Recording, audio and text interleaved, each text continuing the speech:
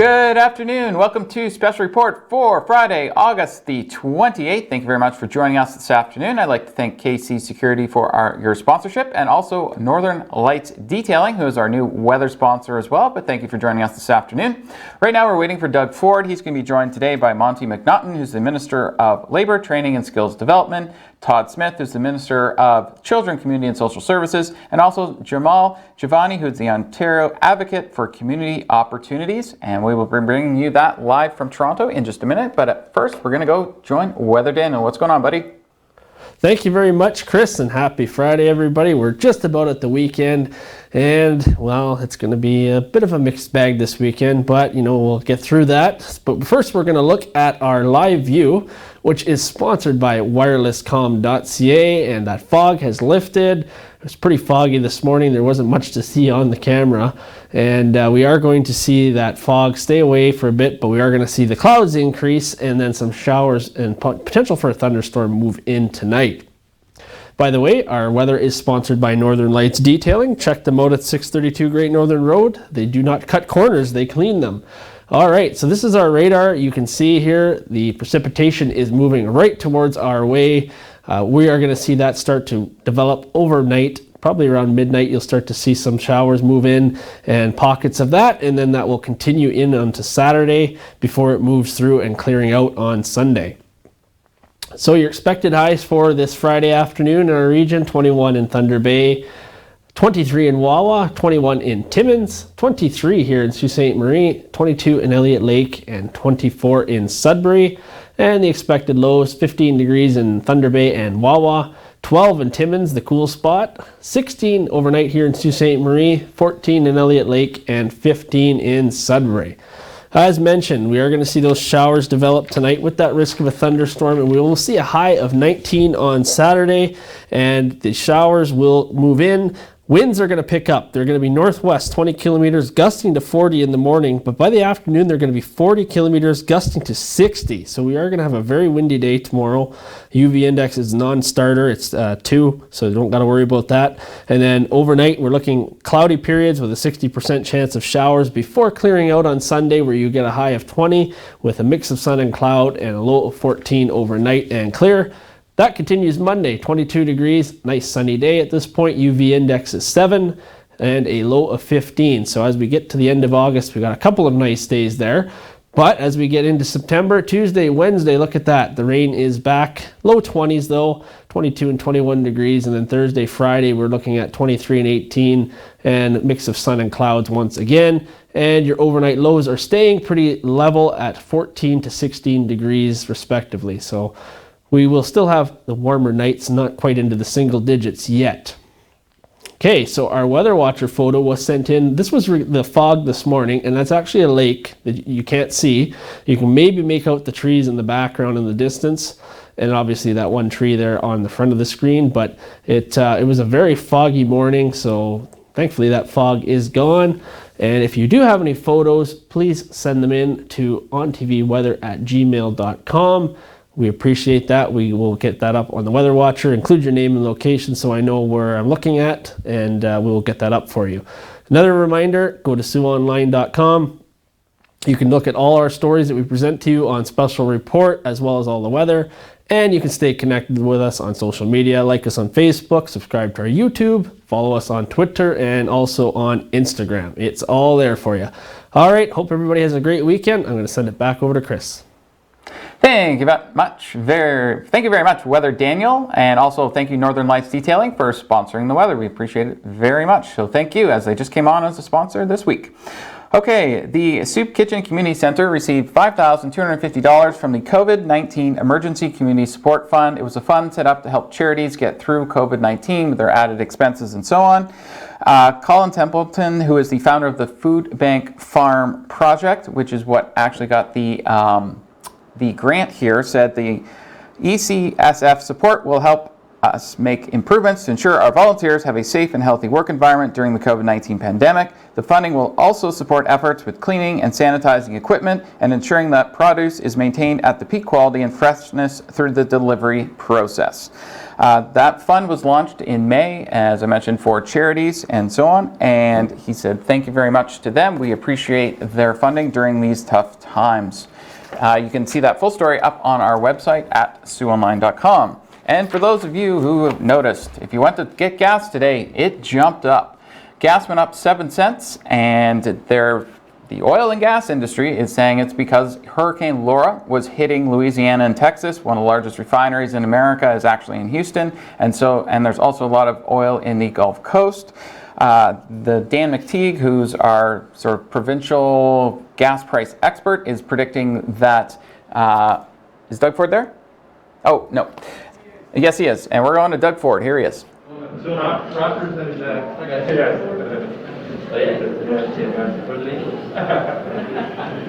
they want to win one series. Yeah, that's true. Yeah. Okay.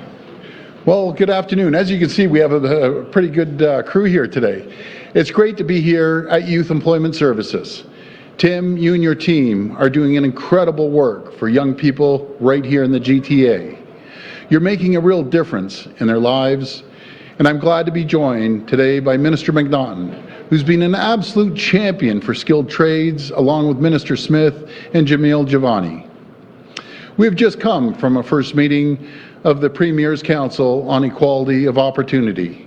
And my friends, we have all seen the tragic stories. We know that hate can destroy communities. And as Premier, I can't sit back, and I won't sit back. I vowed to take action. I vowed to keep our communities together, to recognize the pain and where it's coming from, and to always stand with those who experience discrimination. Because racism and hate have no place in Ontario. That's why we set up the Premier's Council on Equality of Opportunity. We want to empower the next generation of leaders. We want to remove the barriers to their success and help them reach their full potential.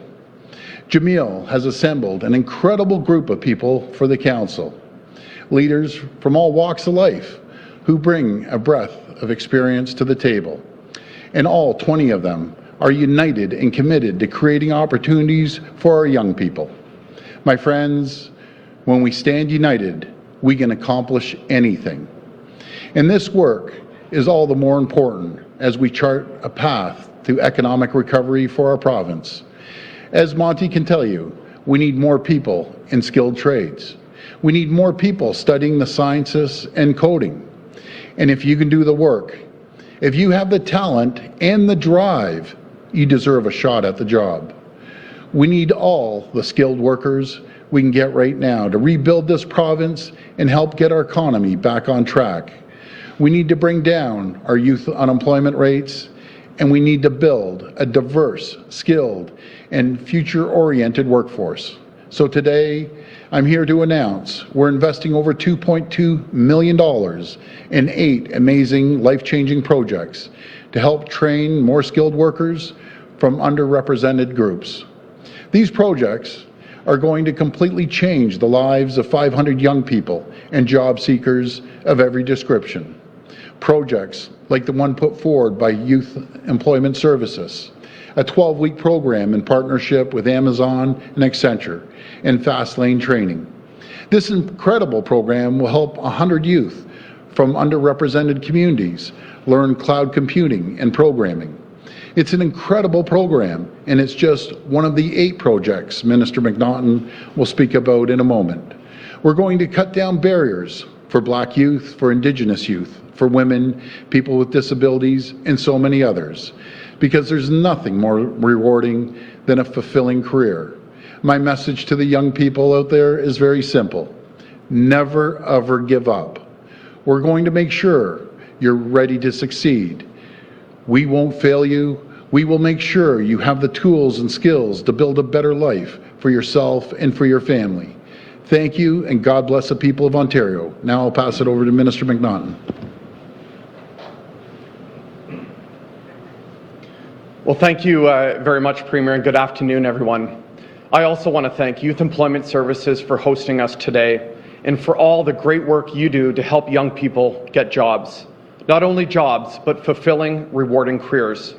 As the Premier mentioned, we're investing more than $2 million in some fantastic programs, training young and underrepresented people in everything from construction and manufacturing to the arts. One program, Black Youth Leadership Development from Word Media Group, is training Black youth in digital literacy using Black music history. Another program, Hammerheads, is offering hands-on training for women and marginalized people exploring jobs in the construction trades. These programs help people like Kevin, who has autism spectrum disorder. Thanks to the Goodness Gift Project, Kevin learned job skills like how to pack gift boxes and take inventory. Or like John, who joined an apprenticeship program 5 months after his release from prison. He graduated the program to glowing feedback. He's now a plumbing apprentice at a large Toronto company, and most importantly, he's a new dad. As we know, jobs change lives. We are investing in projects like these because we want to support those who might not otherwise be able to get training or access to employers. We're closing the gap between the skills that workers have and the skills employers need. Approximately 500 eager, hardworking people from underrepresented groups across the GTA will now get the skills required to get good quality jobs. These training programs will also help employers get the workers they need to succeed and remain competitive in today's economy. Together, through investments like these, will help people with difficult circumstances reach their career potential. We remain committed to helping Ontario's workers succeed. Even in these challenging times, we know that by working together, we can help create an even brighter future for Ontario.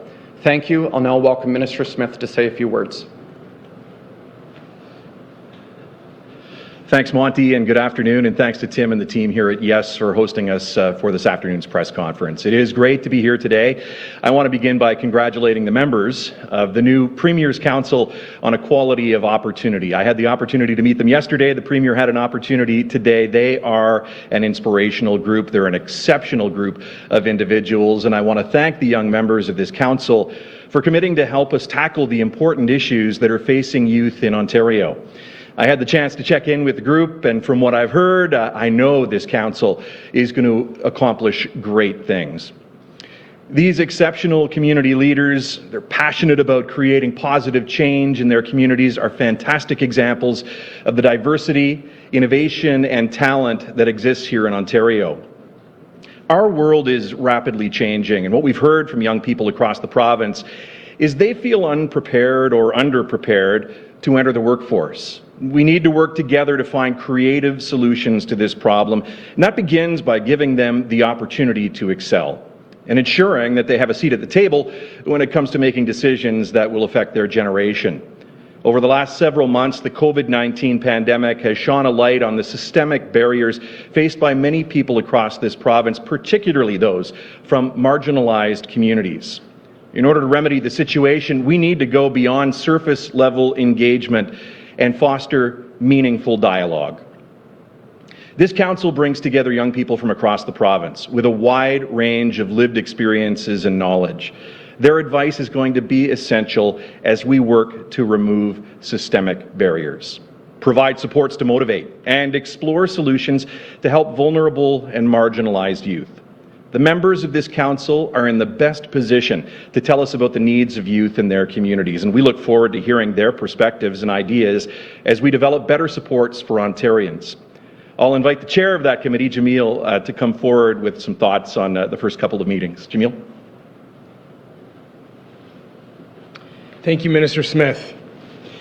Nearly 3 months ago, following the tragic death of George Floyd in Minnesota, I stood before the people of Ontario and said that I know and believe this government is committed to take real action to address inequality. Since then, I've worked with Education Minister Stephen Lecce to change policies on streaming and suspensions in schools. Minister Jill Dunlop made significant changes to child welfare, such as ending birth alert racial profiling. And Solicitor General Sylvia Jones has also announced significant funding for anti-racism initiatives. All of that is important. And one of our biggest actions to date occurred this week when we launched the Premier's Council on Equality of Opportunity. As the inaugural chair, I've had the honor of spending most of the last 2 days with the new council. They are truly an exceptional, multi-generational group of leaders who bring rich life experience and professional insights to our work. At our first meeting, the council discussed various ways COVID-19 has impacted students and young workers across Ontario. We also had lengthy discussions about Ontario's Black Youth Action Plan, which is a dedicated funding stream to support and empower Black youth in our province. Moving forward, the council will be working with Minister Smith and others in our government to consult with individuals and organizations in Black communities across Ontario and gather feedback on the Black Youth Action Plan so we can better understand how to increase its impact. We look forward to hearing from the people of Ontario about this important initiative. I'll now pass things over to Tim.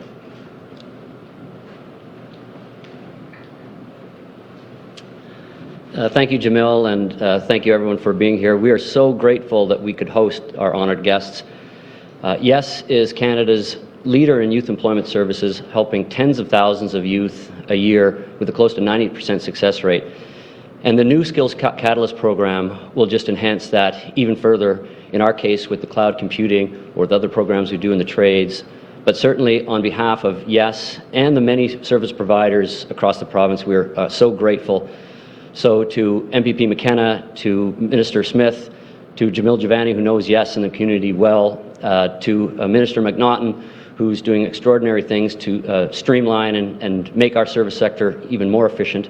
And a special thanks to Premier Ford, who's had a lifelong dedication to disadvantaged youth in Etobicoke, and now as Premier is helping youth right across the province. We are so grateful for this and thank them for being here today. And I'll just, one final note, coming from a political family myself, my father was a cabinet minister back in the Trudeau years. He unfortunately left politics due to illness. The voters got sick of him. But we know that leadership, be it in the private sector, the not-for-profit, or certainly in government, is truly tested not in good times, but in difficult times. So I just want to say on behalf of so many of our youth and so many Ontarians, to thank Premier Ford and his team for their outstanding leadership throughout these challenging times in this crisis. I've been watching leaders across the world, and when I look at people like Governor Cuomo or Premier Ford, they are really best in class, and it's going to make us a safer, stronger, more prosperous province in the long term. So thank you very much, and again, thank you for being here at YES. That's great. Well, thank you so much, Tim. And Tim, you're an absolute champion, and they do such great work here, as I said earlier, and we look forward to working side by side with him. But Ivana, before I start, you know, I always say, this chart that I talk about and how we're doing really well.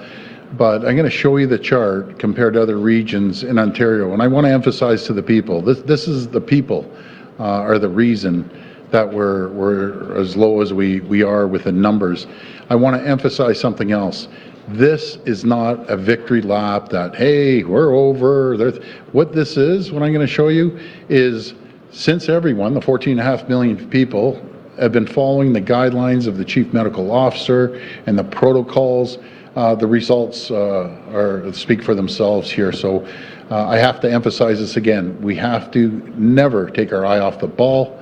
We always have to be diligent. We always have to wear the face mask. We always have to wash our hands and sanitize our hands. And we always have to have social distancing. So I want to emphasize this because this is a really good chart. And Yvonne, I'll move this back. I just want to show the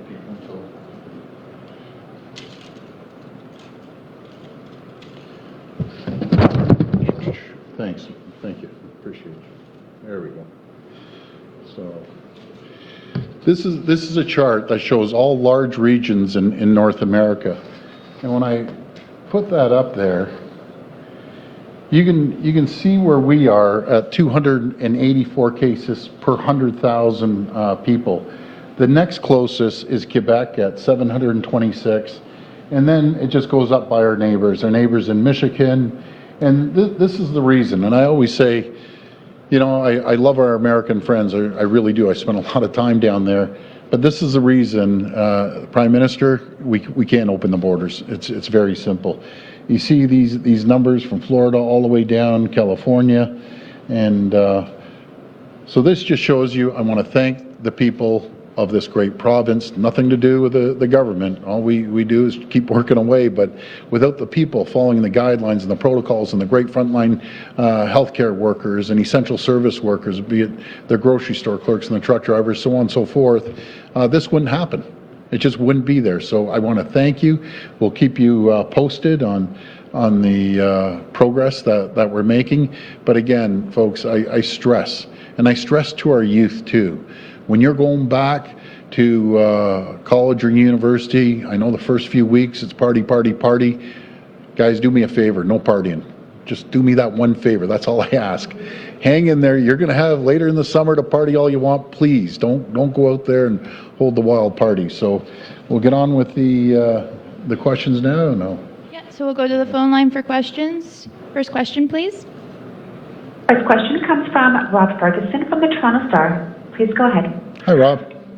Hi, Premier. Just getting back to your chart there, I know we're doing better than a lot of other jurisdictions, but we've just popped back above 1,100 active cases, up to 1,103 active cases. That's up 212 active cases in 2 weeks. So we seem to be climbing up a bit. Is this what you expected in stage 3? Does this make you nervous? Well, speaking, well, there's an article, and I think it was in your paper from the chief, no, maybe it wasn't in your paper, but anyways, it was from the chief medical officer of Ottawa, saying since we've opened up in stage 3, and the bars have opened up, and the workout fitness clubs have opened up, they haven't seen an increase. And we've been open now approximately about 4 weeks in stage 3, so you know, everyone seems to be doing a fairly good job. I know sometimes it bumps up over 100, slightly over 100, sometimes it's under. But as I mentioned yesterday, we have 4 areas, and I'm not blaming them at all. They're just large populations. Matter of fact, considering the size of Toronto, they're doing extremely well, and the chief medical officer is doing great. We have Ottawa, Toronto, Peel, and Windsor, but everyone's doing a great job, I think. But again, Rob, good point. We can't take our eye off the ball for a second, because this moves like an Australian bushfire. Once it starts moving, and it's hard to control, as we all know. So I'm always concerned, always. Follow up.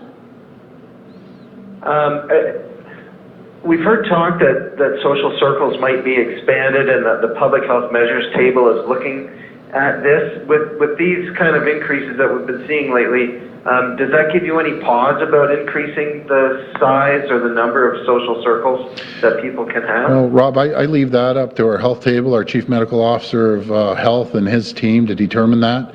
And I take their advice, and I've taken it from the beginning. I'll continue to take it. And I'm sure they have a sharp eye on this. And if it moves any more, then I'm sure they'll give us direction. But right now, I think we're doing fairly well. But I wouldn't be too confident, that's for sure. Next question. Next question comes from Mike Crawley from CBC News. Please go ahead. Hi, Mike. Hi, Premier. Question from my colleagues at CBC The National, looking at this issue of after-school care. There seems to be not a lot of coordination between the province's plan for schools with the fact that the kids that are in before and after school care are basically going to be exposed to different cohorts. So are you considering what to do about before and after school care and integrating that into the back to school plans? Because parents are worried that by encountering these other cohorts of kids, potentially even kids from different schools, their risk of infection is going to be risen, and so what's going to be done to address those fears? Well, I know the minister is working closely with all the boards, and each board is really separate. So I always use Kenora example. The boards up in Kenora are going to be a lot different than TDSB, Toronto, or Peel Region. And I hear what you're saying, mixing the groups of kids. But I know the minister has worked diligently with the boards, and each board is going to come out with their own plan. But there's money there to support them. And I just want to mention, Mike, we put in, they gave me the numbers this morning, they're pretty staggering. We put in 1.6 billion with a B, ourselves, our federal government, the reserves, everything combined for a safe restart with the school. So we're sparing no expense. We're pulling out all the stops and listening and taking advice from everyone and trying to move forward.